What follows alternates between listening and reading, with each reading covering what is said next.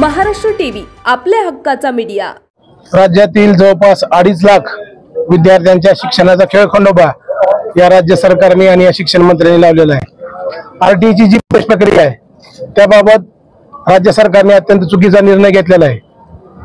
काही संस्था कोर्टामध्ये गेल्या आणि कोर्टाने त्याला स्थगिती दिलेली आहे की राज्य सरकारने जो आदेश लागू केला आहे तो शिक्षण हक्क विरोधी आहे, तात्काळ तो आदेश परत घ्यावा असं कोर्टाने सांगितलेलं असताना देखील आजपर्यंत राज्य सरकारने तो आदेश परत घेतला नाही। त्याच्यामुळे राज्यातील जवळपास 2.5 लाख विद्यार्थ्यांचं शैक्षणिक नुकसान होत आहे। आरटीच्या मार्फत जे 25% कोटा असतो त्याची प्रवेश प्रक्रिया न्यायालयामध्ये रखडली गेलेली आहे।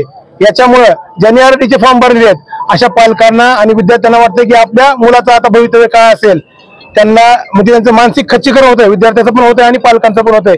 आज शाळा चालू होऊन जवळपास 15 दिवस झालेले आहेत।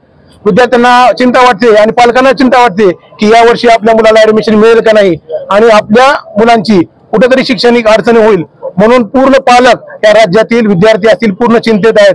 आम्ही आज जिल्हाधिकाऱ्यांना निवेदन दिलेलं आहे की तात्काळ हा राज्य सरकारचा आदेश परत घ्यावा आणि या राज्यातील जी आरटीची परीक्षाचा प्रवेश प्रक्रिया आहे ती सुरळीत चालू करावी। अन्यथा आम्ही या ठिकाणी आज शिक्षण मंत्र्याचं खाली मुंडकं वर पाय आणि राज्य सरकारचं खाली मुंडकं वर पाय करायचं धोरण या ठिकाणी आम्ही शिवसेनेने अवलंबलं आहे। पुढल्या आंदोलनाची राज्य सरकार हेकेखोरपणाने काम करत आहे, शिक्षण मंत्री हेकेखोरपणाने काम करत आहेत, विद्यार्थ्यांचं शैक्षणिक नुकसान होत आहे। या ठिकाणी आज धाराशिव शिवसेनेच्या वतीनं आम्ही शिक्षण मंत्री आणि राज्य सरकारचं खाली मुंडकं वर पाय करीत आहोत। आरटी परीक्षा प्रवेश प्रक्रिया सुरळीत जर चालू नाही झाली तर आम्ही या महायुतीतील जे मंत्री आहेत त्यांना आम्ही रस्त्यावर फिरू देणार नाही।